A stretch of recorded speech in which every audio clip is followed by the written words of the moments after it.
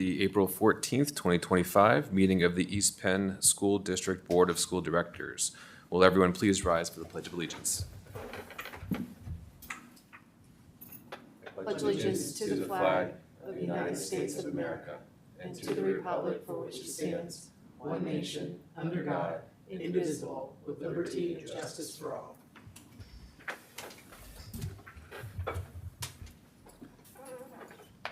Okay, the next item on the agenda are requests to comment. There are no requests to comment this evening, so we'll move on down the agenda to the approval of minutes. May I have a motion to approve the minutes of the March 24th meeting? So moved. Second. Any comments or questions from the board? Seeing none, Ms. Allen, please call the roll. Ms. Bowman? Aye. Mr. Falegi? Aye. Ms. Ford? Aye. Mr. Jankowski? Aye. Mr. Kelly? Aye. Mr. Smith? Aye. 6 ayes. Thank you, Ms. Allen. Next is the district update. Dr. Campbell. Good evening. I'm really excited because the first several pages of my update tonight are really celebrations. So it's always phenomenal to be able to recognize the outstanding accomplishments of our students throughout the district. I wanted to begin by highlighting that within the past 2 weeks, I and many, many community members across the district had the opportunity to enjoy 2 amazing theater performances hosted by our schools. Specifically, about 2 weeks ago, EHS performed Mamma Mia, and just this past weekend, our students at Albertus performed The Little Mermaid. Both phenomenal performances. A huge congratulations to the cast, crew, the many, many faculty members who helped to make those performances as amazing as they are, and also a sincere thank you to our community, because both shows that I just mentioned, Mamma Mia and The Little Mermaid, were completely sold out the entire weekend, so that's pretty phenomenal. I'd also like to congratulate, we have here in East Penn, we have 3 national merit finalists this year. Seniors Colby Zhang, Daniel Whitmer, and William Zhang. So congratulations to them. That is an amazing accomplishment.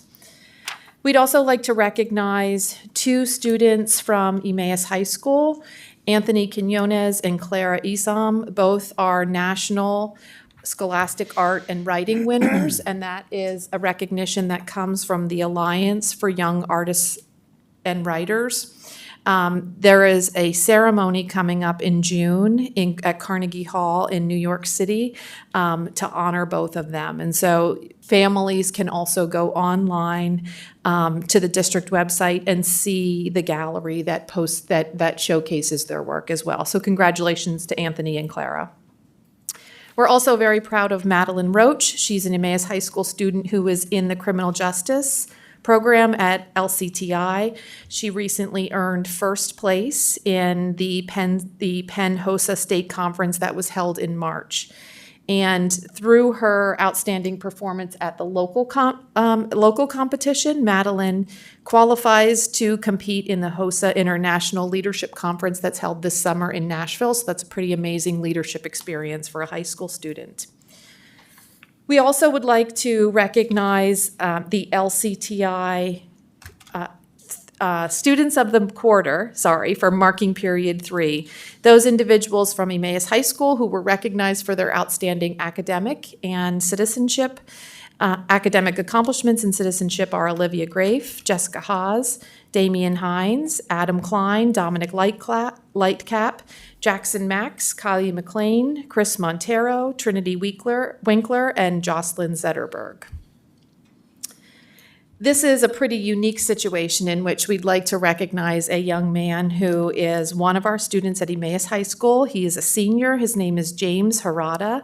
You may have noticed on social media that he recently contributed to an AI patent that really completely transforms how AI processes and stores information. And so James was part of a team. He was, as a high school senior, to be part of a team that has a patent is a pretty remarkable accomplishment. He helped to develop a system that allows AI to operate entirely on a user's device without relying on cloud storage. And so we're going to see if we might be able to have James come to a meeting in the future to be recognized for his accomplishments. The Emmaus High School Counseling Office is excited to host their annual college fair. It's held from April 24th from 6 to 8 in the Emmaus High School, both the main gym as well as the auxiliary gym. We encourage students of all grade levels to come. We are planning to have over 120 college, technical school, military, and apprenticeship program representatives. If there are any community members of, I will say, perhaps current high school students, we always welcome middle school students, upper elementary students as well, but I will say the Emmaus High School College Fair is really one of those very unique events that is so beneficial to students who are starting to think about that post-high school graduation and what some of those experiences might be. A phenomenal opportunity for students and families to have face-to-face connections with representatives from a variety of schools. So please come out and join us for that, April 24th, 6 to 8. Also, on April 24th, this event will be held at Lincoln Elementary. We have a social media and child wellness resource fair. It's an opportunity for families to connect with mental health resources and to investigate the ways in which technology impacts our youth. So there is an opportunity that you can actually attend both events because they're both take place in the borough. And then I'd also like to mention that our Education Foundation is sponsoring its annual graduate sign sale. This is a significant fundraiser for our foundation. And as you know, the foundation is a tremendous support to the East Penn School District and supports teacher grants and many other innovative programs.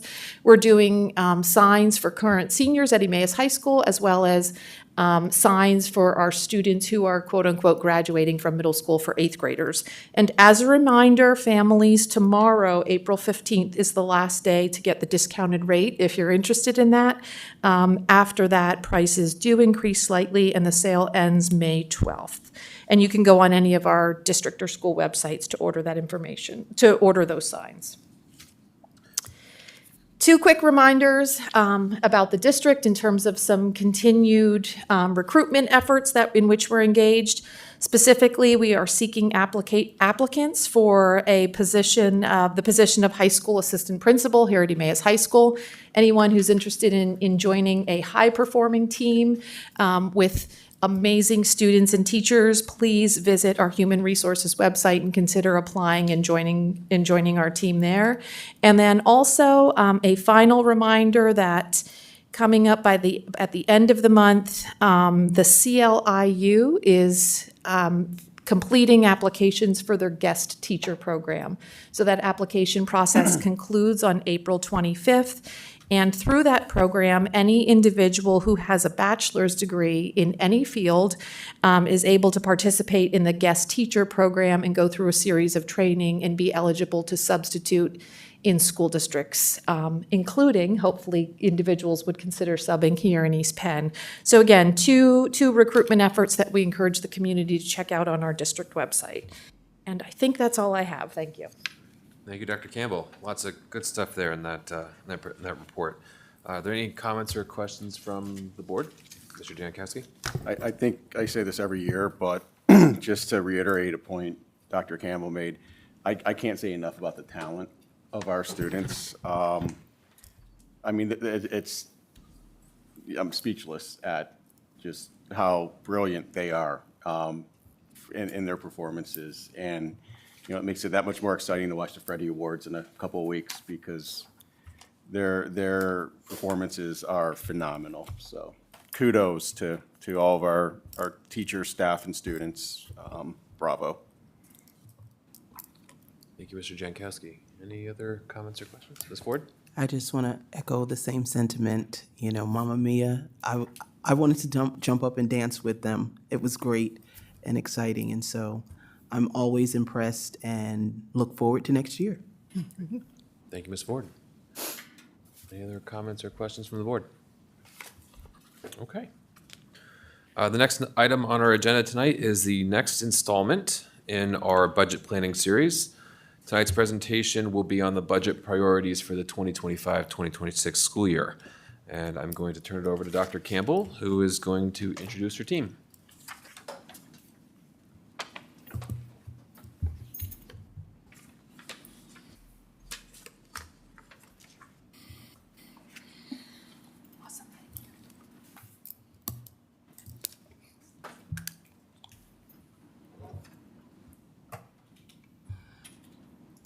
All right, good evening. This is exciting. This is one of the few times I get to come out from behind the dais and see the board and the community from this side. So my team and I are excited to share with the board this evening the next step in the budget process. Specifically, this evening, we're going to review the priorities that we are proposing for the 25-26. And in addition, once my team and I conclude, Mr. Saul will also then provide the board and the public with an update in terms of the status of the budget. So before we jump into the priorities, this is information that the board and the community are certainly familiar with, specifically the overarching goal and objectives that guide our budget development process.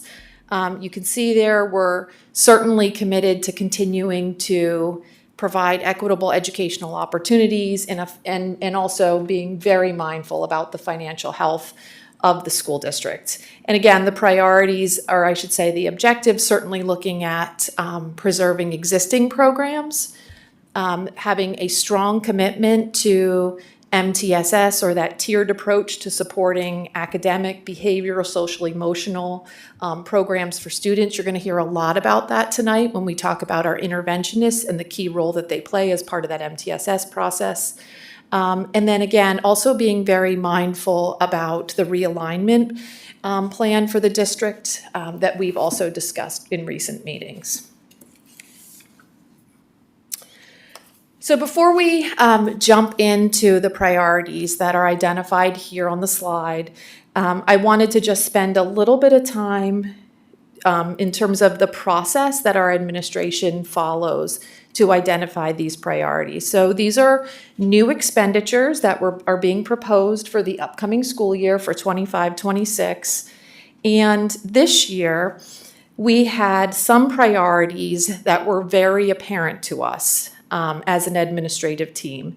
Specifically, we have several positions that we've had the good fortune over the past several years of being able to support with ESSER funds.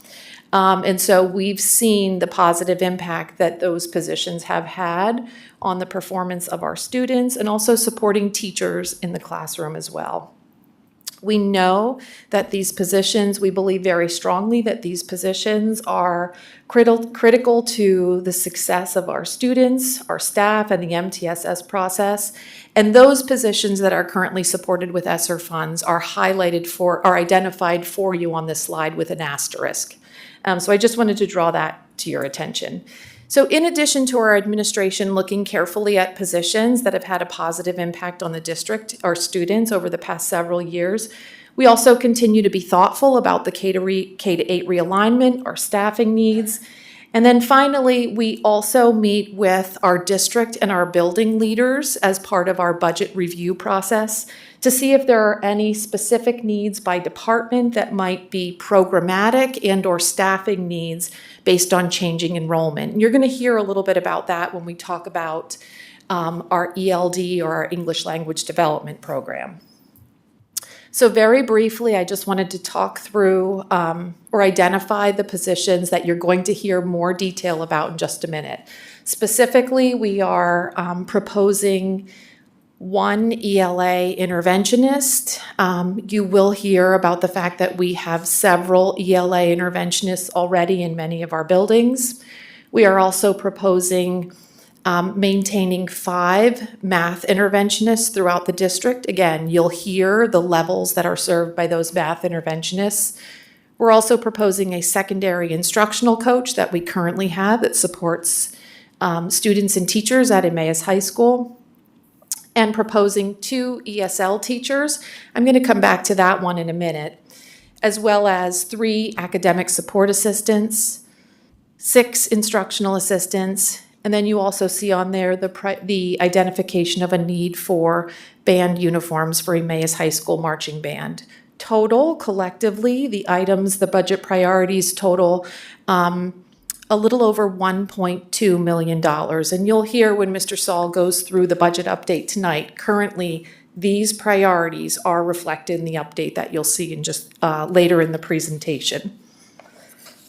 Before I turn things over to my colleagues, again, I wanted to clarify on this particular screen, you see that the ESL teachers don't have a dollar amount attached to them, and it describes existing contracts. What that means is annually, as we're looking ahead to each school year as part of our regular planning process, we review our class sizes per section, per building, particularly at the elementary level, to identify any possible areas of expansion or consolidation. For 25-26, we have identified 2 buildings, Willow and Wescosville, Willow Lane Elementary and Wescosville Elementary, in which we were able to reduce by 1 section at each building and reassign those positions to support our ELD program. So that's where we're looking at using existing positions and reallocating them to something that has become a more urgent priority in the organization. So that's why you see it not as a new expenditure. And I wanted to point that out because that is a little bit different than all the other items that are on that slide.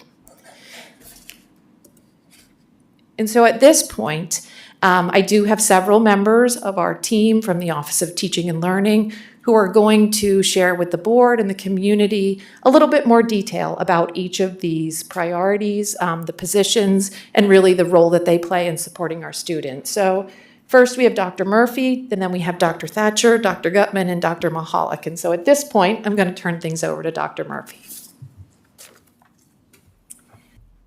Good evening, board members. Thank you for allowing me the time tonight, or us the time tonight, to provide some context to our budget priorities for this coming school year.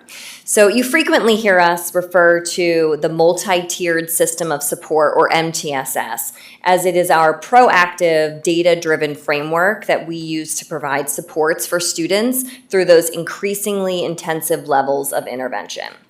In Pennsylvania, MTSS is strongly encouraged as a best practice used to not only ensure individual students receive the support they need, but as a means of ensuring the effectiveness of the system itself.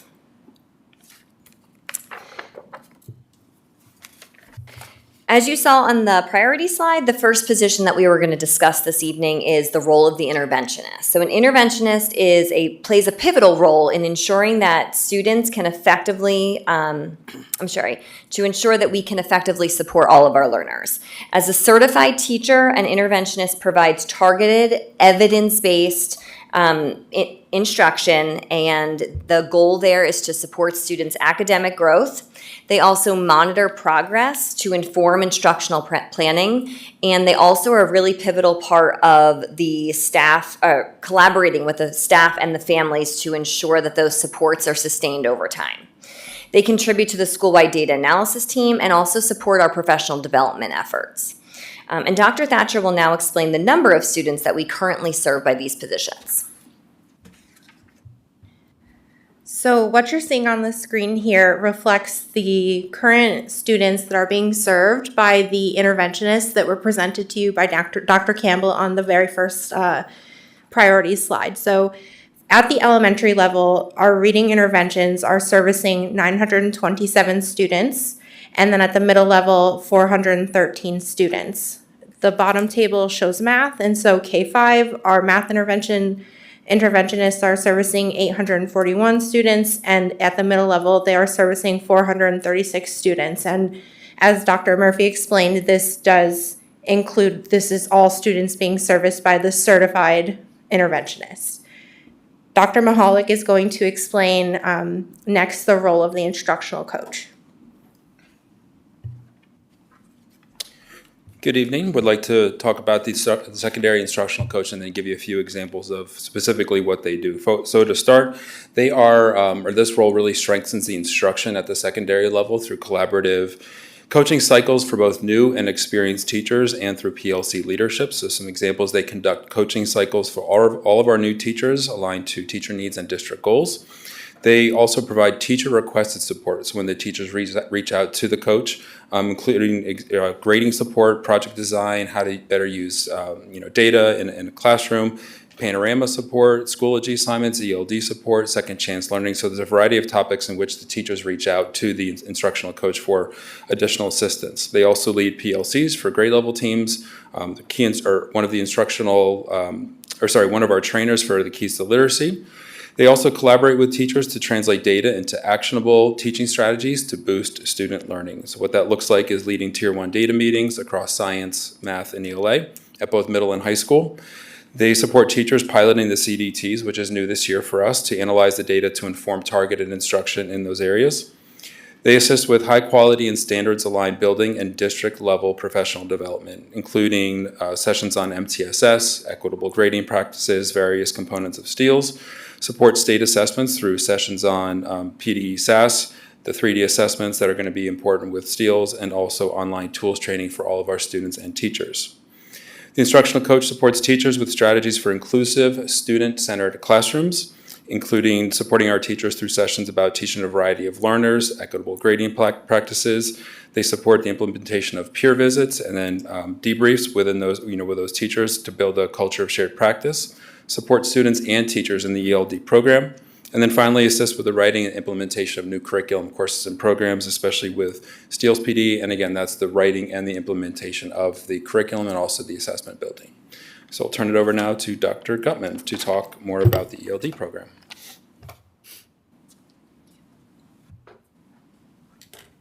Good evening. In regards to the role of the English Language Development Specialist, our ELD teachers, they provide English instruction, which is commensurate to the students' language proficiencies, and they actually have their own PA language proficiency standards that were developed by PDE. They also collaborate and work very closely with content area teachers to make sure that the content is accessible. So they help teachers to adapt and modify to make sure that the students are able to gain that knowledge. And again, they look at the core content standards alongside the PA ELPs. So that is the way that they work together. It's important to note that when looking at our ELD specialist, that according to PA code, direct English language instruction may not take place during the content classes. So they are also offering that outside of their regular ELA, math, social studies, and science. When you look at this slide here, you're going to see our enrollment numbers over the past 2 years, and you can see that we are seeing an increase in our multilingual learners. We're also noticing a shift in our proficiency levels in that many of our students coming in are newcomers. They come to school with us and they have very limited English. So we're seeing that there is more supports needed the past few years. And then here you can see the student count versus teacher count. And when we're looking here, you can see that our 7 elementary schools funnel into the middle school and the high school. So it is very difficult to have one teacher for each of those buildings when you have 7 of those buildings filtering in. So for them to be able to have their content ELD class, as well as then to be able to push in and support our multilingual learners in their ELA, math, social, and science, it's just not feasible. So we would like to add those teachers at the secondary level. Now I'm going to turn it over to Dr. Murphy to talk about academic support assistants. I think you may know them as remedial assistants. Sorry, I stole the line. So our academic support assistants, which are referred to in contract as remedial assistants, are another important part of our support structure. So an academic support teacher reinforces evidence-based instruction that is tailored to students' needs under the guidance of an interventionist or a specialist. And they support the screening process as well as progress monitoring to continue to help us track student growth. And now Dr. Campbell is going to provide some details about one of our other pivotal support staff positions. As you recall, I had highlighted at the beginning that one of our priority requests is for 6 instructional assistants. We are proposing that these would be full-time IAs, as they're referred to.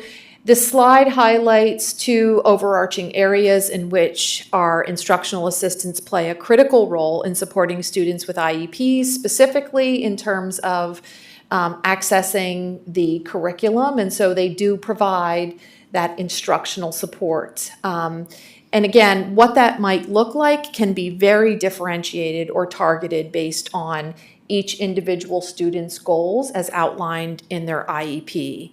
But there is certainly a critical component that they play in terms of working closely with our students with IEPs and helping them to realize their IEP goals. The other key role that our IAs play in supporting our students is in those behavioral supports. So again, working very carefully to implement behavioral support plans, having appropriate training and strategies to address challenging behaviors and ultimately help to redirect so that students can be successful in the classroom. I will share as well that these 6 IAs are being proposed for 3 different buildings, including Willow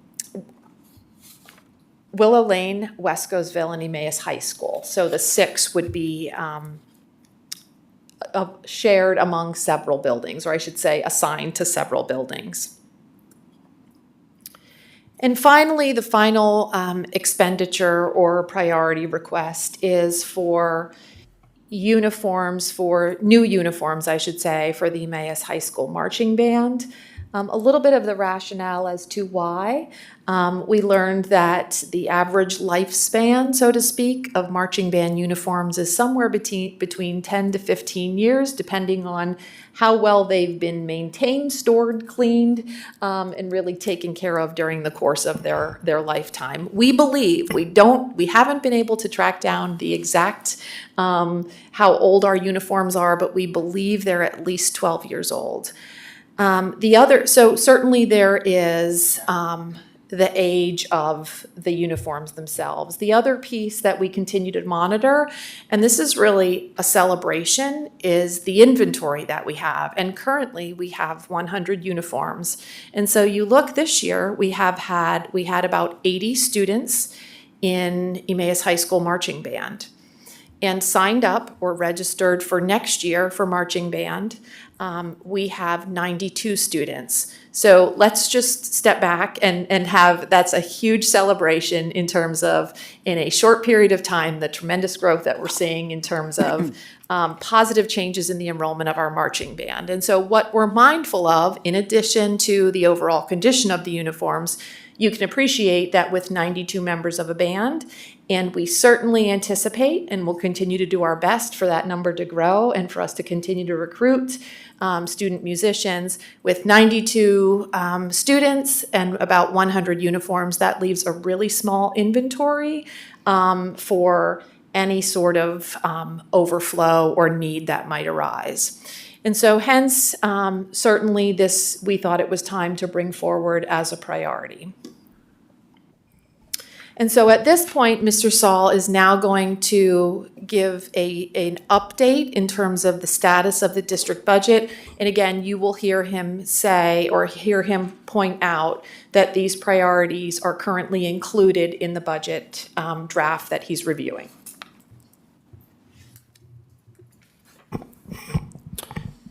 Thank you. So we'll transition to a review of where the budget is now. And Board, you'll recall that once we review the preliminary budget, I then track all the changes that we make in order to have an understanding of what has occurred as we've moved through the process. So you may recall that when we had the fund balance and revenue presentation, the first presentation in February, the fund balance estimate at that point was $25.7 million. And as part of not only looking at the budget under development for next year, we also review the current year to see if we can see trends that may affect our projections for next year. In reviewing the current year, there have been several changes that we've made that are summarized here. We've seen some potential increases in the revenue line items and/or some revised estimates and revenues. But we've also seen some potential increases in expenditures or things that maybe we didn't pick up on the first pass. Admittedly, on the first pass, it's a lot of work to get all our models put together, et cetera. And so as we work through it, also becomes a bit of a cleanup process. So at this point, we're estimating a lower beginning fund balance than we had originally estimated. We're estimating that to be about $24.6 million. Then looking forward to the budget that we're developing, the 25-26 budget. Again, changes on the revenue side. Some of these are changes in the estimations, et cetera. But actually, I'd like to go through these. Some are self-explanatory, some are not. So I'd like to just touch on them very quickly. I don't think it'll take too long. Current real estate taxes have increased based on revised assessments from the Lehigh County Assessment Office. The next several, the basic education funding, the cyber charter funding, special education funding. I'm going to skip one and go to the Ready to Learn Block Grant Foundation and adequacy supplement. All of those have been revised to bring them in alignment with the governor's budget that he presented. There seems to be some level of, I don't know if consensus is the right word. I think we talked about this a little bit. But it does seem like that it was a reasonable proposal that was put out there this year, in that we don't see significant increases in the basic education and special education. The big increases in the adequacy supplement, that's been justified on the basis of the fair funding formula. And so there is some I think some reasonableness to including this in our budget at this time. And as you will recall, the difference between what we had estimated initially and the governor's budget was about $300,000. So that's the overall impact. I'll now circle back to the pupil transportation subsidy. We've received the actual calculation for 24-25, and so we've used that to then sort of recalibrate for 25-26. And so we've updated the 25-26 subsidy, and it's actually somewhat lower than it had been originally. Actually, did I say that incorrectly? Somewhat higher. Next are the state Social Security and retirement reimbursements. Recall that those are 50% of what we pay out. And so as we've adjusted the wages, we also adjust what we anticipate receiving back from the state as a reimbursement. The federal programs we've adjusted based on the revisions that we received during the current year. Mid-year, we receive revised allocations, and so we've applied those to the future year. And then finally, the school-based medical access program. They're funds that are held in an account for us to use that we can draw from, and we anticipate fewer funds being available to draw from in a future year. And so you see a reduction in that line item. Overall, you can see an estimated increase of about $200,000+ in revenue. On the expenditure side, we've made revisions to wages. Again, I'll just touch on these. The administrative assistance facilities, those three were really based on attrition in the current year, people who left and returned, and we hired new people in those positions, or adjusting for actual, when we actually hired people in those positions based on what we had budgeted. So those items are adjustments for current year. Under the teacher category, a number of the positions there were items that we had initially included as priorities, but based on where the budget was, decided to withdraw those from the priority list and remove those items from the budget. And so what you saw this evening in terms of the priorities was a scaled back version from what we had originally anticipated to put forth. In addition, under the teacher category, that includes, as you've approved, retirements and/or resignations, and new people are hired to fill those positions because we've started the hiring process. We try to capture that breakage or difference in cost between the presumably higher paid senior teacher and the new teacher coming in. The remedial assistance category, I believe internally there was a miscommunication when I went back in with my staff who prepared some of the initial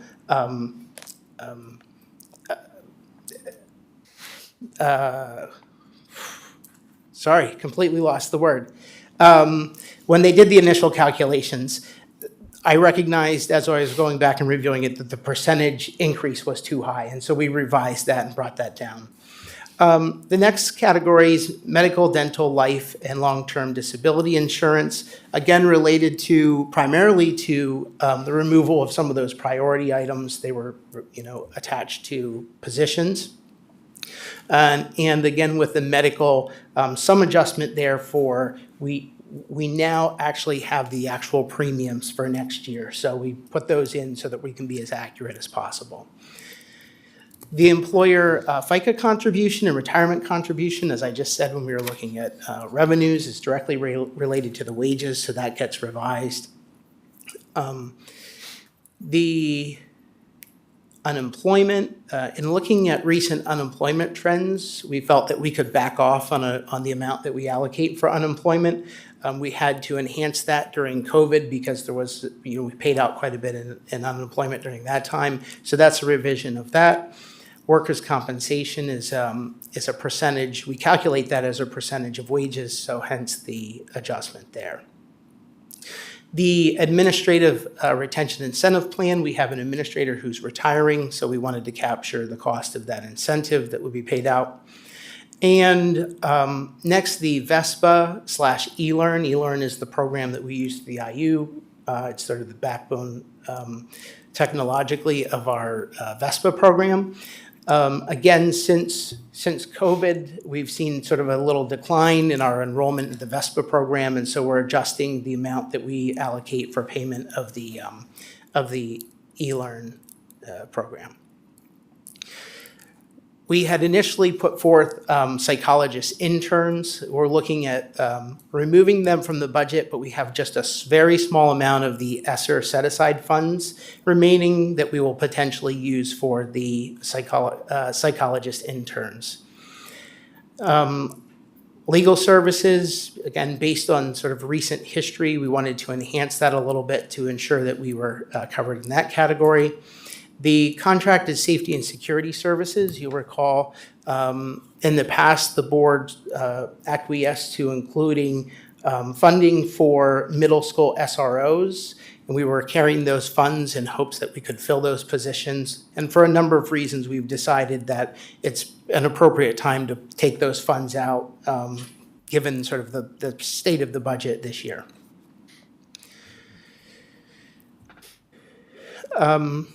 Transportation contracted with parents. Again, looking more recently, we haven't been contracting as much. It doesn't mean that next year we may not end up with a whole bunch of scenarios where we need to do that.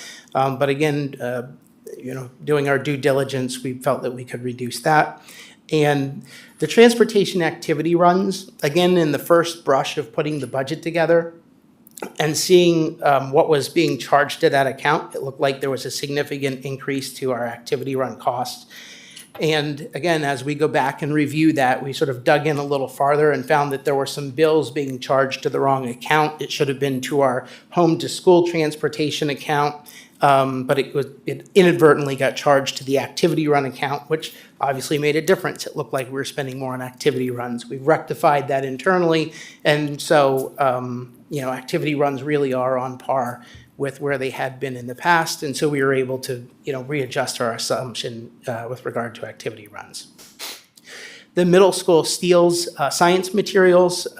We had budgeted money for the implementation of the steals and buying those science materials. You'll recall recently there was an item on the agenda to approve a donation from the Lehigh Valley Educators Credit Union for $10,000. And so that $10,000 will be put toward this initiative. So we are pulling that $10,000 out in terms of an expenditure in the School Safe ID licensing and materials.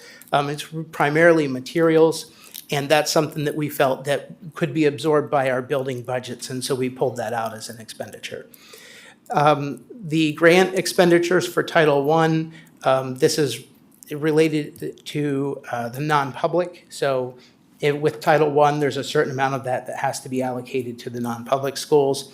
And again, in sort of going back and reviewing, noticed that we had not included a portion of that, a couple of the line items. So it's just adjusting that to ensure it's in there. And then finally, the budgetary reserve, we adjusted to bring it in alignment with the 5% of our overall anticipated expenditures. So as you can see, that there was a decrease of expenditures of about $1.4 million, bringing those total expenditures down to $2.5 million. On the next slide, you can just see a reconciliation of the beginning fund balance, the revenues, the expenditures, pulling out the unspent budgetary reserve, which we ordinarily do, and you can see the ending fund balance. Probably more importantly is the last slide. This is similar to a slide that I put in the expenditure presentation, where we really look at our total revenues of $194 million, our total expenses of $205 million. We have a preliminary deficit of $11.2 million, but then we back out the budgetary reserve because we don't anticipate on spending that. And then also the network infrastructure is something that we purposefully use our fund balance for, and so we back that out. And so we can see that at this point we have about a $270,000 deficit, I'll use that word, beyond the 4% tax increase. So in order to get to the 4% tax increase, we have to shave another $270,000, which absolutely will need to be done before the next board meeting, when we will bring you the proposed final budget for adoption.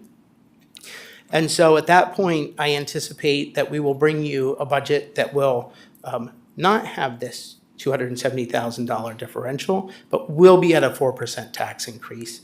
And as we talk about, sort of looking forward, as we talk about annually, we will ask you to approve that proposed final budget. And we will also ask you for feedback in terms of what direction to go at that point. The adoption of that proposed final budget is procedural in nature in order to meet the school code requirements. Remember, that's the end of April. We still have about 6 weeks until final adoption, and a number of changes can be made. So this is where the budget stands at this point. We've made progress. If you recall, this was a $1.9 million differential, and now we're at a $270,000 differential. So we are working towards the goal. So with that, I will, I guess we're at questions. And so. Okay. Thank you, Mr. Saul and Dr. Campbell, for your presentation. We heard a lot tonight, so if I may make a suggestion, we might want to do this in 2 rounds. If we can hone our questions regarding the priorities, and then we'll come back and do another round for Mr. Saul. So with that, are there any comments or questions for the budget priorities? Ms. Bowman.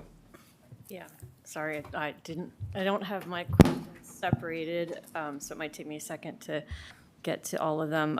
I know one of my questions was about the English language learners, just so I can better understand what's happening there. So if we have a student, I know it's not always this clean cut as it happens, but just for my knowledge, if we have a student who comes in and speaks no English at all, do they spend their days with a teacher who's trying to help them learn English, or do they go into some general education classrooms, like, for example, a math classroom where only English is being taught, and then, like, how does that work?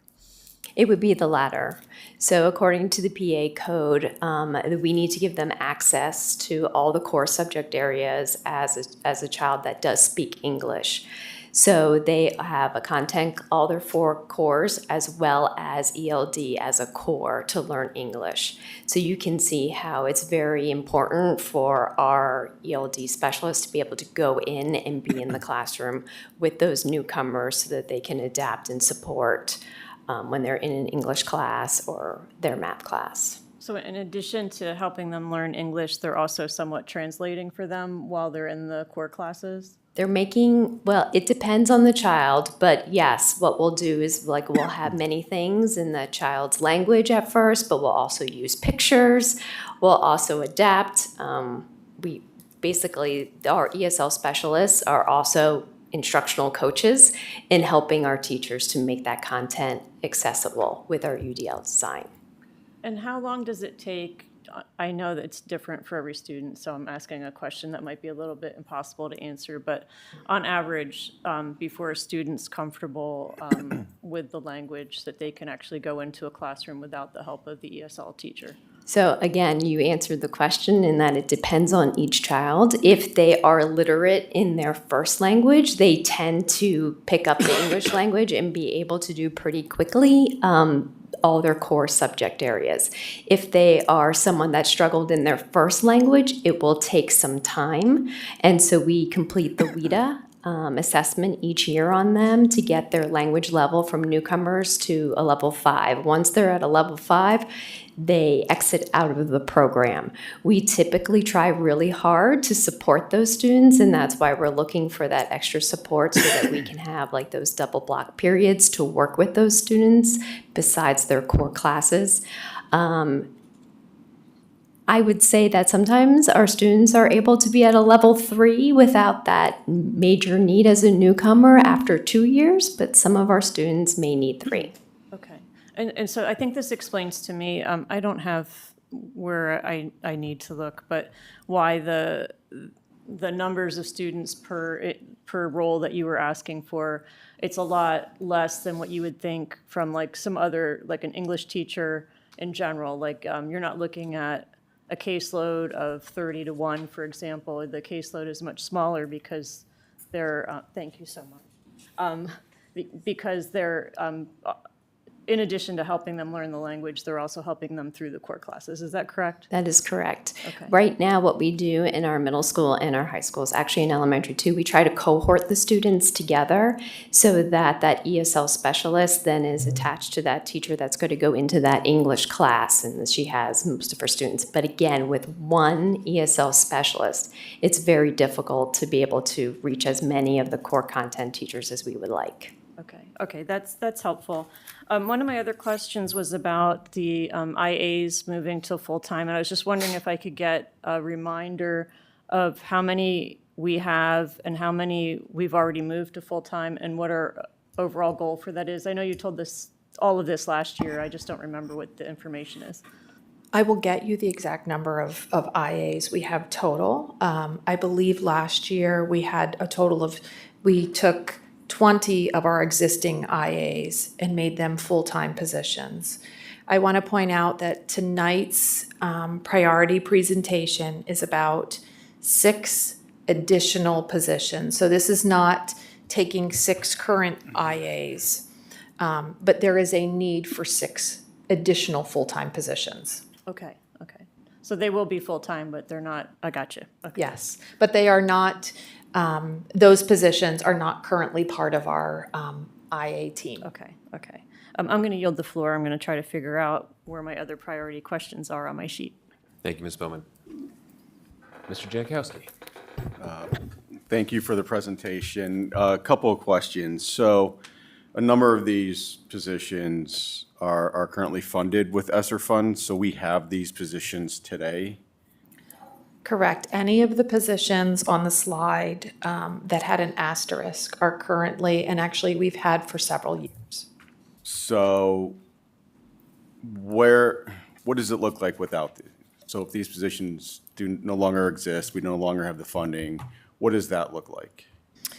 I'll go back to the slide where we talked about the interventionists. Simply to answer your question, there will be students at the elementary and middle level, particularly in the area of math, who are currently getting an intervention, who will no longer, very likely will no longer get that intervention. So specifically, when we're thinking about, there was a request for 5 math interventionists. 2 of those are at the elementary level. 3 of those are then at the middle level. So if you look at that math piece, the second table there, we really do have hundreds of students who are currently able to be supported by those individuals who would not be. So these positions were created as a byproduct of the pandemic, and then because we had the funding from ESSER fund. Is that right? In essence, yes, but I'll just add the caveat that these positions were created because we identified a need based on data of students who needed additional intervention to support their learning and achievement. And so one of the benefits of the ESSER funds is that we had an opportunity to implement positions, fund those positions, monitor success of those positions, and ultimately, on an annual basis, as we've come back to the board and the community, have really advocated for those positions that we, based on data, quantitative and qualitative feedback from classroom teachers as well, those positions that we have identified as really being, I'll say, game changers in terms of the level of support that we're able to provide for students. So this is a need that you see continuing for the foreseeable. This is like the new normal with It respect is. to the need. Do you have stats that we can see that kind of substantiates the impact that these positions have had on our students and their results and their learning to justify that these positions are in fact needed and they are having the intended results? Sure, we can compile information regarding, it might be from some of our screeners or benchmark assessments in terms of how students have performed. Again, I think for purposes this evening, we chose to start with, I'm going to say, the most basic data piece, which is the total number of students that we're able to serve at the elementary and middle level with those positions. Thank you. And then with respect to the instructional assistants, I'm assuming that those positions are going to be open for current IAs who are not full-time to apply for and. Yeah, I appreciate you mentioning that because ultimately, yes, there would be full-time positions that are available. And if we have current members of our team who are IAs and part-time and wish to put in for those full-time positions, they certainly could. And just the general, and if you don't have this, it's fine. I'm kind of picking for the future. Are there other current ESSER-funded positions that you foresee in a year or so coming back to us as priorities that will be needed, or are we kind of I'm not sure if addressing you it? asked me this same question last year, but someone did, I recall, in terms of the budget presentation and the ESSER positions, in terms of we knew that we were still using some ESSER funds. And I know that I shared probably around this time last year that we knew we had math interventionists that we were supporting with ESSER funds. And again, had feedback in terms of data, quantitative and qualitative, in terms of the positive impact of those positions. And so you might recall that we knew that we would be bringing forth this priority, meaning particularly the math interventionists. You heard Mr. Saul speak this evening in terms of we have about, I think the total amount, Mr. Saul, is $50,000 of remaining ESSER funds. And so we anticipate using those funds for next year, perhaps to support the development of a psychology intern program if we're able to establish that partnership. But Other than that, the funds have been expended, and so there are no more positions that can be supported. Okay. Well, I can't remember what I had for breakfast, so if I did I was ask kidding. it, I was kidding. I thank you. It was a great and question last so- year, and I anticipated it this year, so Well, then I thank you. must have asked Yeah, it, but you no, did. I don't recall. Thank you. That's all I have. Okay. Ms. Ford?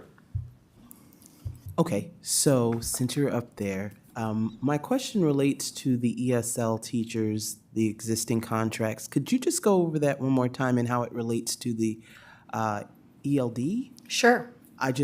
I'm trying to grasp, the no dollar amount being there got and it. how it's being utilized and the benefit. So every year, our team takes a look at our elementary enrollment. We take our current numbers and we roll them over, and we look at our projected enrollment for next year then at the elementary level.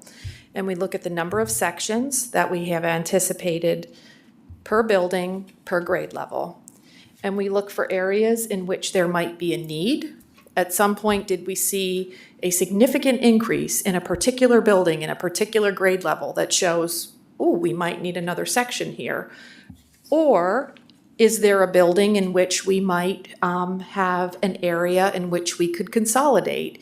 In other words, the class sizes are such that we can't really justify that we need to keep that teacher in that building or in that section. Gotcha.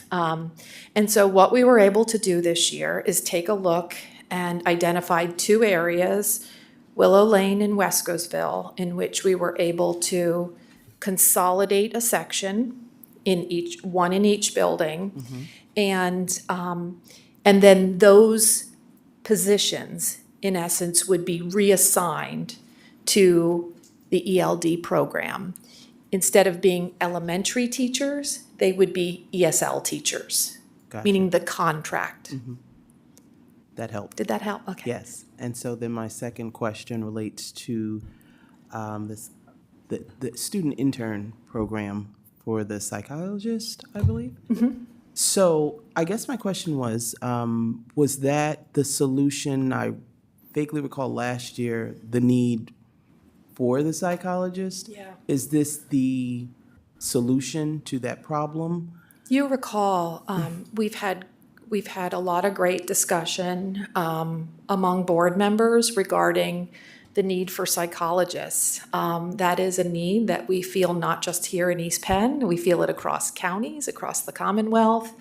And so what we were attempting to do is to identify creative solutions in how we could start to build capacity or a pipeline of potential employees for the district.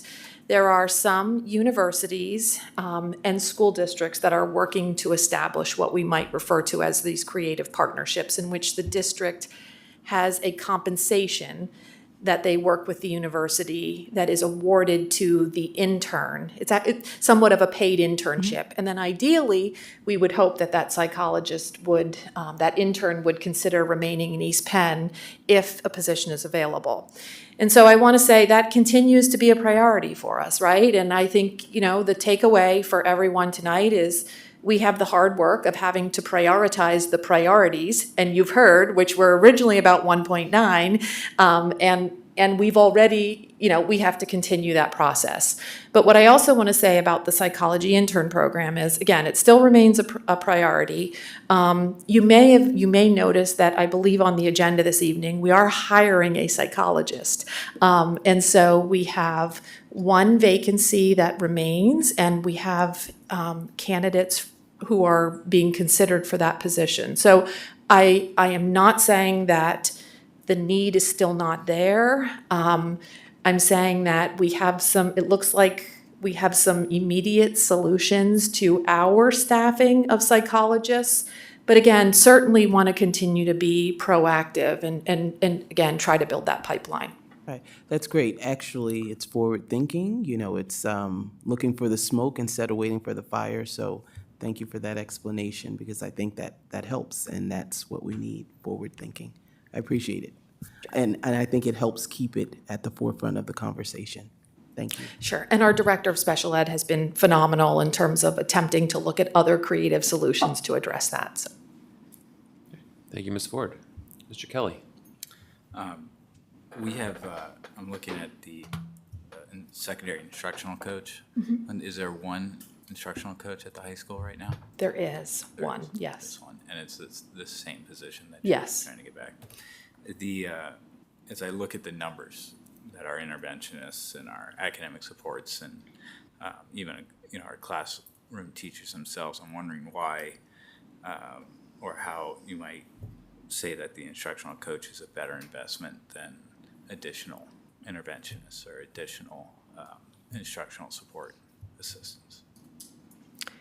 I might ask Dr. Mahalik to join me as well, and I'll take a stab at the question. I will say certainly in the interventionist and the instructional coach are almost serving similar but different purposes. And what I mean by that is our interventionists are working with students in small groups to provide direct instruction, intervention, typically on research-based programs. Whereas the instructional coach is also, I'm going to say, in the end, benefiting student learning, but it is also about recognizing a critical piece in moving the needle in terms of student learning and student achievement and student growth is really about supporting teachers in the great work that they do in terms of addressing the diverse needs of learners that are before them. Again, the interventionist seems to be focused very much directly on that direct interaction with students, and the coach is very much that direct interaction with the teacher and supporting them. It might be modeling lessons. You heard Dr. Mahalik speak to attending data meetings, attending PLCs, modeling those conversations, helping them to problem solve through student needs and offering supports or strategies to address those needs. But typically the coach is not the person going in and working with the students. They might be modeling, but it really is to support the teacher. And you think that's, at this stage, and maybe it's somewhat short-sighted to look at the immediate as opposed to the development over the years, but you think that's a better investment than getting more, for the numbers that we had, that are interventionists and even the instructional assistants, you think that the instructional coach is a better investment? Or I think need it? I do. I think they are equally sound investments in teaching and learning. Yes. And I will say, in addition to the interventionists, recall that we also have academic support assistants. You heard Dr. Gutman say you might hear them those critical positions referred to as remedial assistants. We also have those trained individuals in our buildings as well, working with that intervention support. And is the secondary coach, it's been there at least a year, they're being utilized well by the teachers in the building? Can you ask the question again? I'm sorry, I didn't hear it. Is the instructional coach themselves are working directly with the teachers, and they're being utilized by the secondary teachers? They are. That person is, yes. Anything else to add? All departments do. Okay. All content areas. Okay. Before we go to a second round, I had a couple questions as well. And since Mr. Mahalik, we're bringing you in, just for my my colleagues and for any public that are tuning in, can you speak a little bit about the role of a coach in terms of the coaching cycle, what that is? It's a core part of what they do. Sounds interesting. Yeah, so all of our new teachers, they go through a coaching cycle. It's before, during, and after. We've also served as, we do the same thing with some of our new hires. So really you meet with the teacher beforehand and the teacher who's performing the cycle. they get to pick an area that they want to focus on. So it's really entirely up to them. It's not evaluative. They pick that area. The coach is there, meet with them beforehand. They go in for the class. They observe. Sometimes it's observing. Sometimes it's actually co-teaching. It's whatever that teacher wants. And then you meet afterwards. So that would be the BDA cycle. So we do that with all of our new teachers. They go through 2 of those in their first 2 years as part of our NTI program. And even teachers who come to East Penn with an NTI cert elsewhere, who come inexperienced, they still go through coaching cycles just to get some, feedback from maybe more like Emmaus High School or secondary building, more specific, East Penn ways. Sure. Great, thank you. I think that's a good way to differentiate, maybe one of the biggest differentiators between an interventionist and an instructional coach is that right there. One of my colleagues mentioned something about data and painting the picture of how data supports the need for some of these positions. And I was just thinking back to, it felt like it was 2 weeks, maybe a month ago, but all the way back to January when we took a look at the comp plan and all of the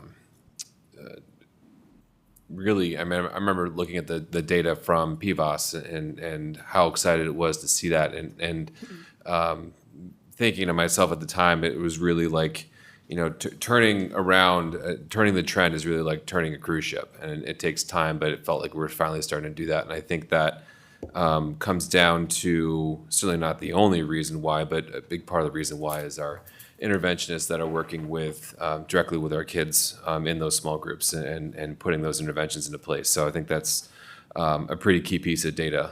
We can certainly look at all of our screeners and all of those pieces of data as well, but from a broader perspective, and the one that's public facing the data is all right there in our comp plan. So those were the only comments I had at this point. I know there was a couple others that were interested in making some more comments. Ms. Bowman. These are just my other 2 questions on this part of the presentation, now that I have everything separated on my sheet. And before I ask this one, I don't want anybody listening thinking that I'm against this expenditure. I think it's probably the easiest one for us to cover.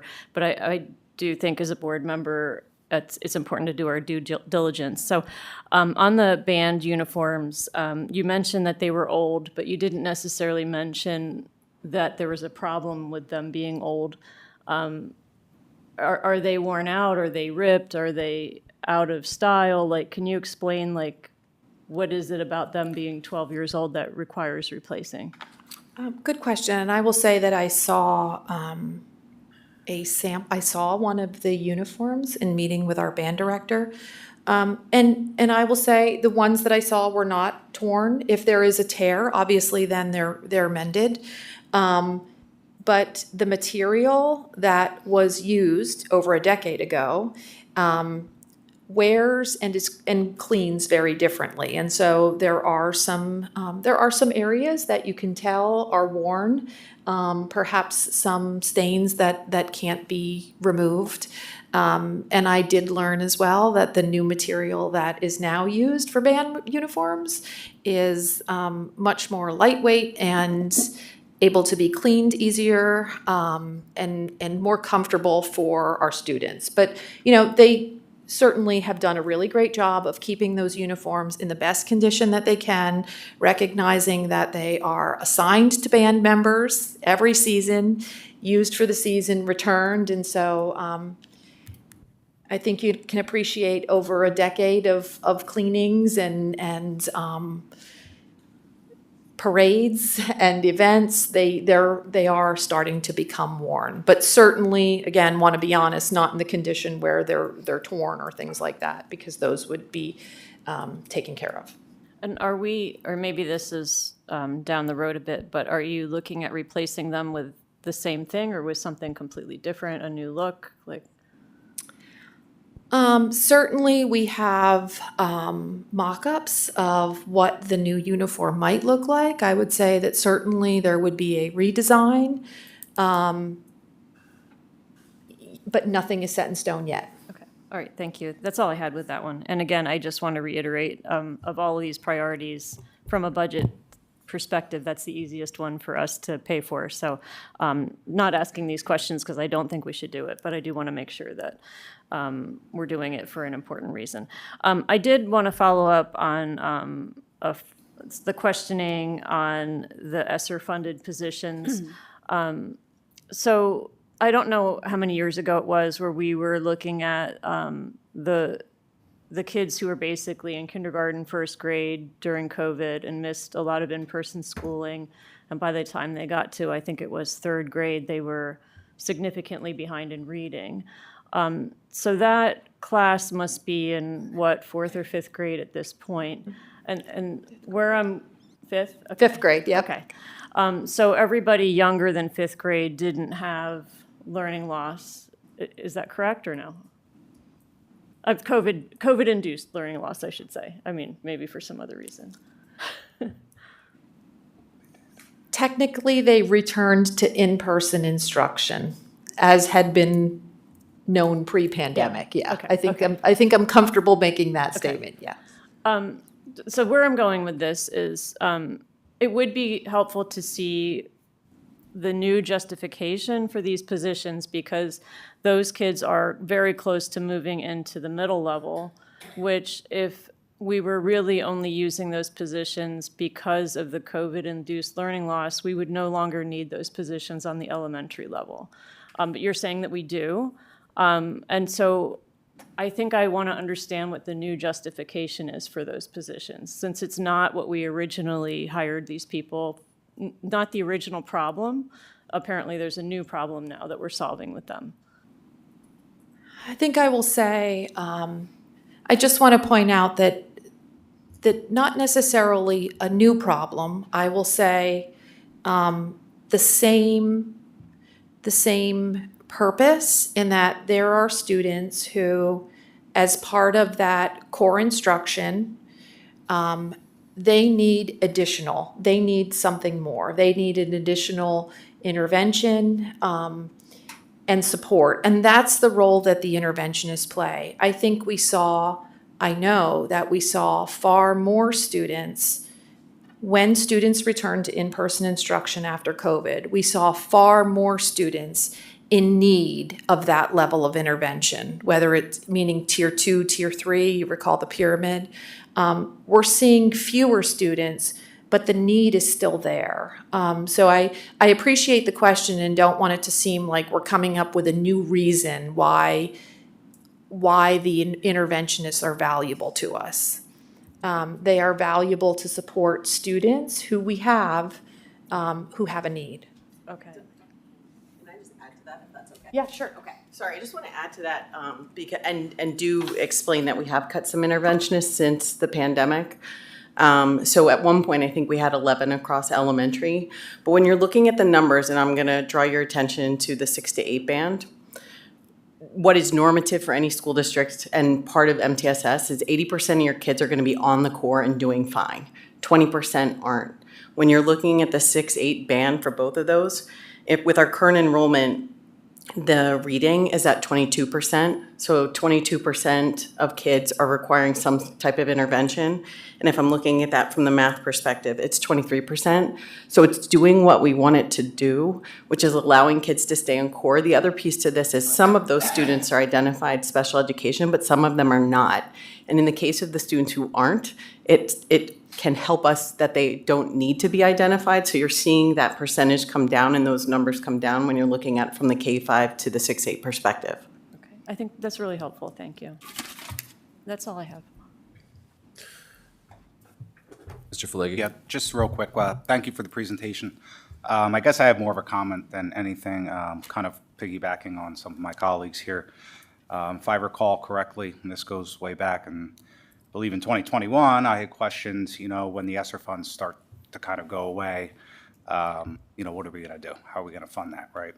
I guess my question is driven at the fact of going out there in the public and eventually asking possibly for a 4% tax increase here. I think the taxpayer would be willing to pay that, knowing we're getting the direct results we're looking for. So I guess what I'm asking is kind of like what Mr. Jankowski was talking about, maybe Ms. Bowman, is we need to kind of see that data to be able to say, hey, look, this is where we were, this is what we've added, to give those students the support and the teachers the support they need, which I always feel is, the most important is to always give our students and teachers the support. So if we could just get some maybe more data driven behind it. Sure. That's all. Thank you, Mr. Pelleggi.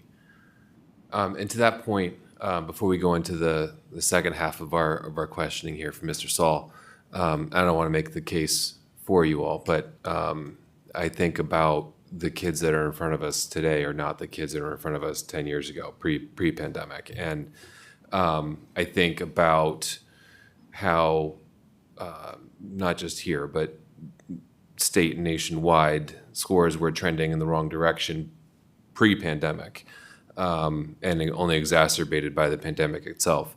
But I also know that before the pandemic, we didn't have a structure like MTSS, which is it's a systematic structure of systems. I mean, it's right in the name, but where once before we'd have our instructional support teacher, and they would take kids and they would go do what they would do, and we'd have our reading specialist. They would be working and they would be doing what they would be doing, and trying to help kids based on what they were collecting for their data. But from that systems level, that didn't exist back then. And so what we now know, I think, from the MTSS lens and from just the like I was just sharing earlier, the PVAS, I think we have a lot to show that some of the things that colleagues of mine up here have shared in the past about the things that they've seen with their own children in the classrooms as a result of these folks. I think there's certainly a very strong argument to be made for the need for each and every one of these, and I think that I think it needs the argument still needs to be made for sure, but I think it's probably a pretty easy argument to make. So, with that, I think we're going to go to the next round of questions for Mr. Saul, and any specific questions related to the budget update. Mr. Jankowski. Just one question.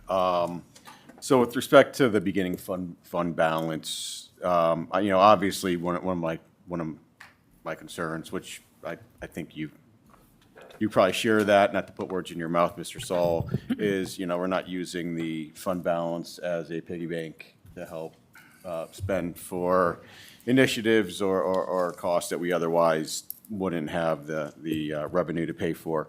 What is your feeling with the modification of the fund balance based on, the revised budget update that we see today? I mean, do you have any concerns with where we are with the projected beginning fund balance and the projected ending fund balance, and seeing how this will flow into future years?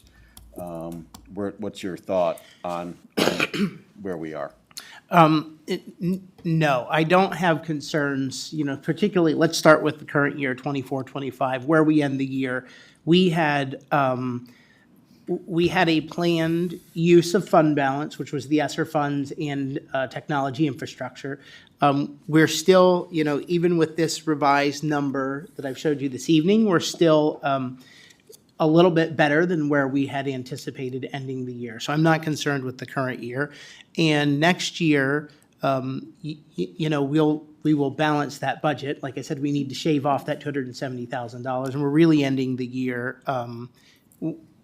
sort of from a budgetary standpoint where we began it.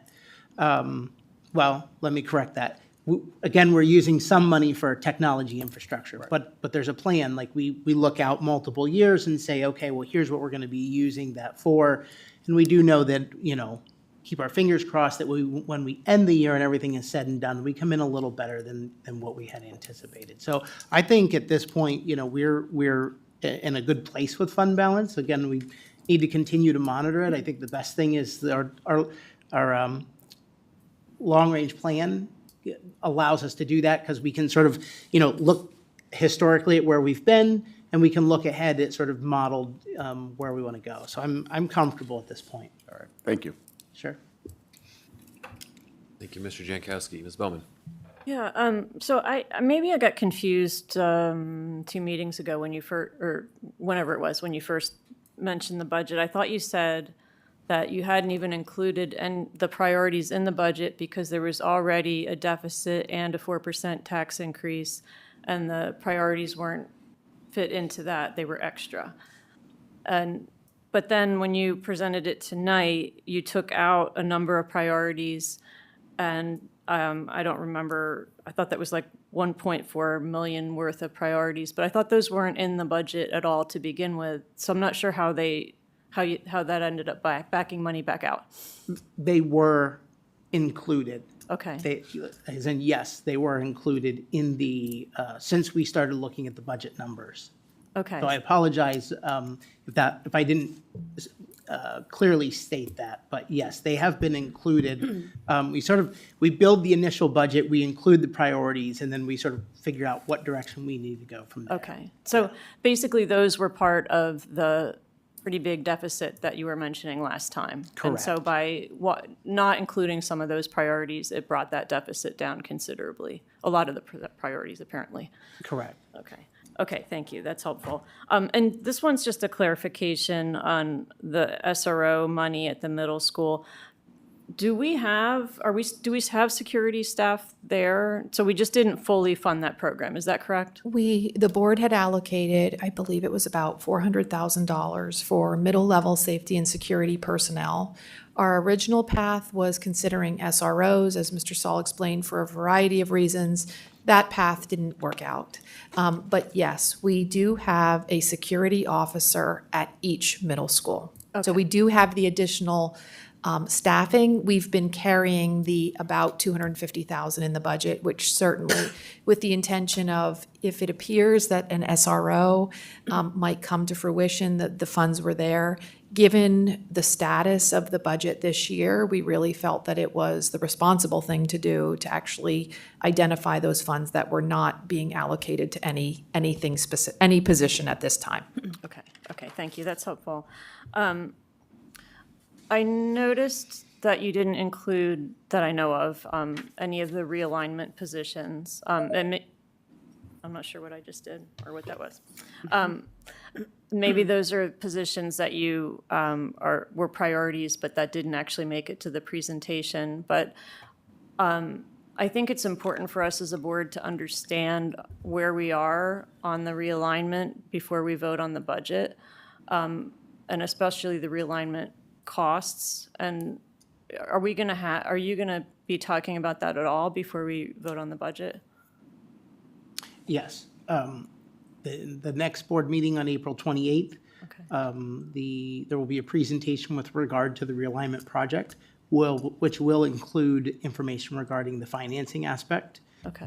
Now, we will be asking the board to adopt the proposed final budget that evening, but again, that's the first step in a procedural process.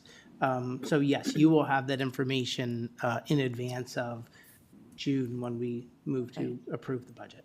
And are those costs already included, the 1 point whatever percent increase I mean, I know it's more than it was last time, but it's somewhere in that area? Yes. Okay. All right, so I'll wait till next time for those questions, because I really don't know. It feels like the district is doing a lot right now. We have this technology plan rollout. We're trying to retain positions that we know that are important. We have a potential building program that I'm not sure I feel like I have enough information on to know how it's going. And then there are some things working against us, like potentially losing federal dollars. I mean, and any of us on the board could make a bet about whether or not we'll still have federal funding, and about half of us will be wrong and half of us will be right, but that's just under $2 million if that happens. Possibly going into a recession also, I'm not saying that will happen, but it's definitely more of a possibility than it has been in my other years on the board. And so I do wonder, kind of as a high level look at this budget, are we doing too much, given the forces that are currently working against education at this time? maybe there's no answer for that question, but thought I'd ask it. I mean, I will just point out, I'll point out some critical pieces of information in response to your perception about not knowing what's happening in the district with regard to the K-8 realignment. We have made public presentations this year, including one just recently in February where we reviewed the comprehensive, the K-8 program, the programmatic updates, and have had ongoing updates that we have shared with the board and the community in terms of that work. And so as we have communicated since the beginning of the year, there are, in working with our architect, very clear milestones coming up on a really critical one at our April 28th meeting, at which the architect and the financial advisors and/or Mr. Saul will do the schematic design and the financial information. So we have certainly worked very diligently to be clear and update the board and the public in terms of the work that has been happening and continues to happen. And again, providing those public updates at the appropriate times.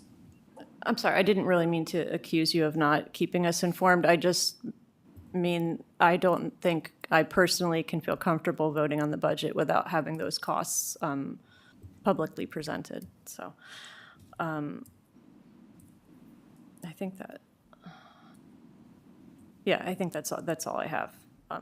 Thanks. Okay. Thank you, Ms. Bowman. Any other comments or questions? Mr. Kelly?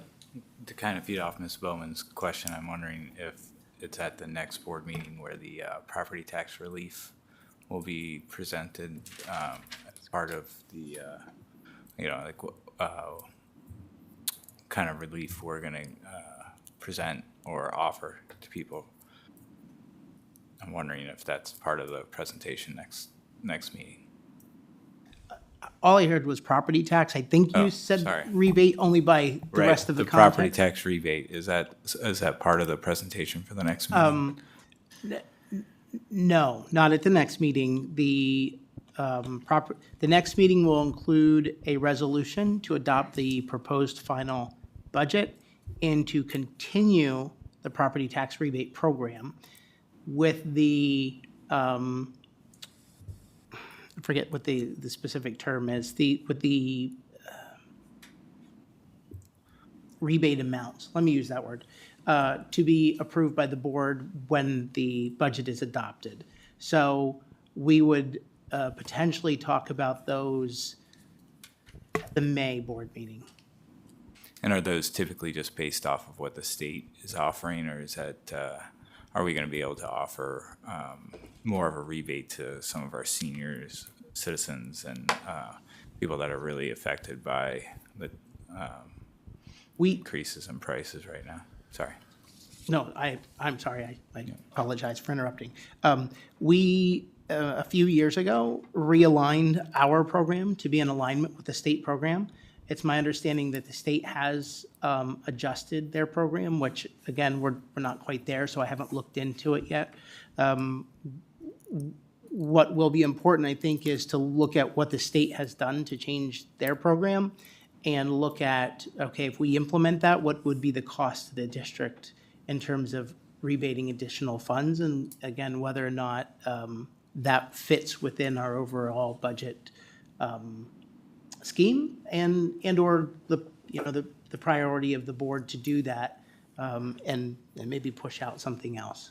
Okay, so there is an opportunity to give to push something that's a better package than what the state is offering for. Being a concern of people that are being pushed to the limit that are on fixed incomes or struggling, we're going to be able to offer them a pretty again, if personalized. If the state has put something in place and we calculate that's going to cost us $1 million, again, it's up to the board whether or not we want to rebate an additional $1 million next year. I can't really speak to, without having numbers in front of us, I can't really speak to what a revised rebate program may or may not look like. I mean, fundamentally, the rebate program will be the same, but in terms of the tiers and the rebate amounts, Okay. so. Okay, thank you, Mr. Kelly. All right, back to Ms. Bowman. Sorry, this is a quick follow-up. Thank you for asking that question, because that actually was one of my unwritten down questions in the back of my brain, so. We can talk about this when you bring up the rebate program, but I just wanted to suggest it now. That especially the people who are in that program are clearly already struggling. I think the income level is $30,000 a year, if I'm going by memory, to qualify. And I would like to make it so that every time we increase the tax rate, that their amount of relief goes up by a proportionate percentage. It's not allowing, I'm not suggesting allowing more people into the program, but that the people who are getting a rebate are getting a bigger rebate that is proportional to the tax rate increase, so that we're not putting undue hardship on people who are already struggling to stay in their houses. If that could be a part of your calculation to find out what the cost to the district would be, I would appreciate it. I appreciate I appreciate what you're suggesting. I certainly would want to defer to our solicitor and maybe not put him on the spot now, but I think there is an issue in terms of your ability to bind future boards. And so I'm not sure that you can do something today that would put that in place for perpetuity. I think that would be an annual consideration of the current board. Yeah, that's fine too. Yeah.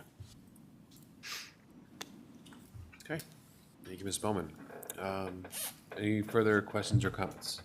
Okay, I'll just close with a couple of brief thoughts. Just thank you on both accounts from a priority standpoint, from a budgetary standpoint. I appreciate the difficult nature in putting a list of priorities together, and a difficult nature, even more so in a challenging economic environment like this one. So in doing so, I also greatly appreciate the priority overall in keeping our budget development with the mission and vision of the district and our core functions at the center of what we're developing. So, and that's teaching and learning and supporting kids. So looking forward to additional conversations to come. Okay, moving on to personnel items. May I have a motion to approve the personnel items? So moved. Second. Any comments or questions from the board? Seeing none, Ms. Allen, will you please call the roll? Mr. Falegi, Aye. Ms. Ford, Aye. Mr. Jankowski, Aye. Mr. Kelly, Aye. Ms. Bowman, Aye. Mr. Smith. Aye. 6 ayes. And with that, I believe Dr. Campbell has a few words she'd like to share. Just a brief note of appreciation and congratulations to the 3 employees who the board approved their retirement on the agenda tonight. Collectively, Mr. DeRoner, Ms. Hicks, and Ms. Shanninger have a total of 83 years of service in East Penn. So that's pretty phenomenal among 3 incredibly dedicated individuals. In particular, I will point out Sue Shanninger, because I had the great fortune of working personally with her when I worked at Lower Macungie Middle School many years ago. She's been a pivotal instructional assistant and has been at Lower Macungie Middle School for many years. She alone has 44 years of service to our students and the district. So congratulations to all 3. Okay, thank you.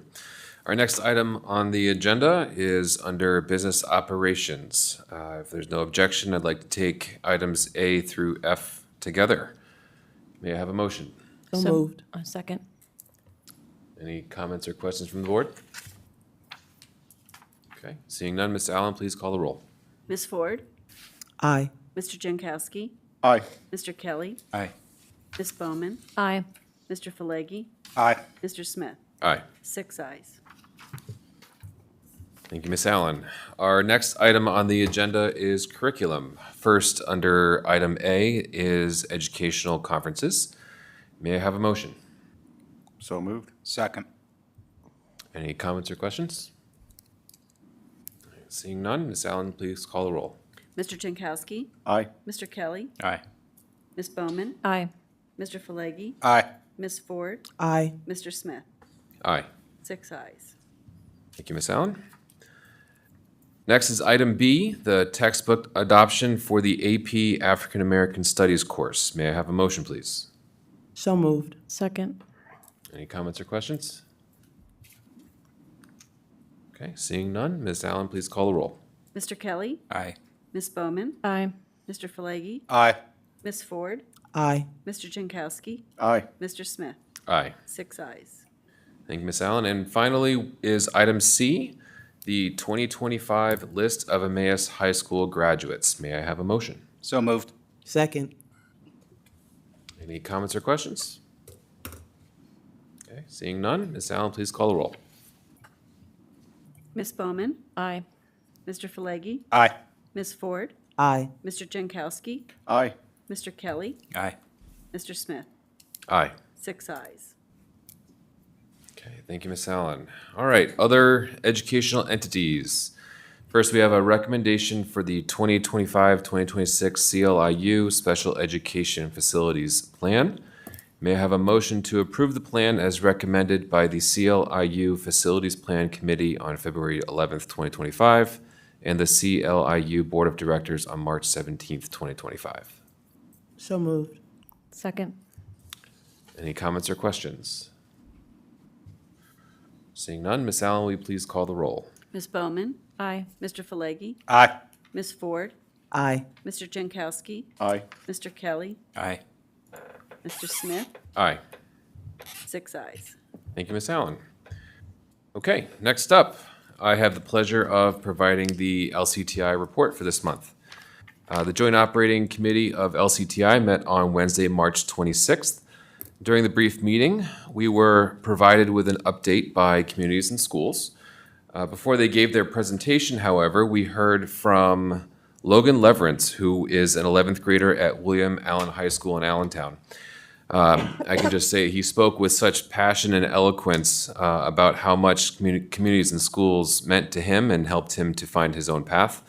It was quite a memorable discussion. A lot of board members engaged with him in dialogue and brought to life the great work that communities and schools does with LCTI, just like they do here in East Penn.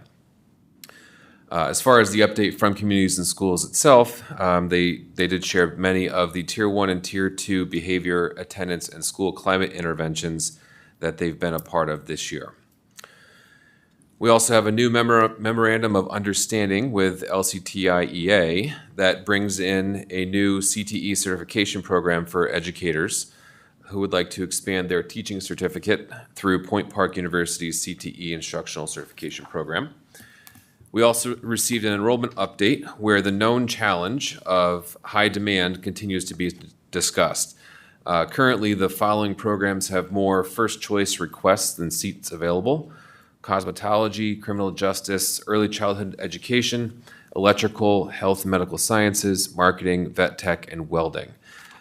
Some of the recommendations that they are putting forth to address this challenge include considering options to offer shorter programs like nail technology or esthetician license. That's one of those words I can never say right the first time.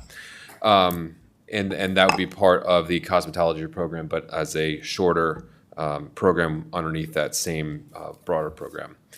They'll also considering options to house either temporarily or permanently programs, some of these programs on the L-Tri-C campus, and then also take a look at the timeline to introduce new or expanded programs, either beginning whether it's next year or the year following. And then we also approved the 2025-2026 school calendar for LCTI. And finally, a few dates for your spring calendars. We have CTE Advocacy Day in Harrisburg taking place, that took place, I should say, on April 2nd. Skills USA Signing Day is taking place May 2nd at 8:30 a.m. at El Tri-C. The Elmer Gates Enterprise Awards is on Thursday, May 22nd at 7:45 a.m., also at El Tri-C. And finally, the senior recognition ceremony taking place Thursday, May 29th at 6:30 p.m. at the PBL Center in Allentown. And that concludes my report. Are there any comments or questions? Okay. All right, moving on to announcements. The board met in executive session this evening regarding personnel and litigation matters. And this is a brief reminder that the district will be closed for spring break from Thursday, April 17th through Monday, April 21st. Our next regular board meeting will be in 2 weeks on Monday, April 28th at 7:30 p.m. here in this room, where I will gladly return the reins back to Dr. Levinson. With no further business, may I have a motion to adjourn? So moved. Second. All those in favor, please signify by saying aye. Aye. All those opposed? Okay, the meeting's adjourned. Have a good evening, and we'll see you in 2 weeks. Nice job, Adam. You did great. That was amazing.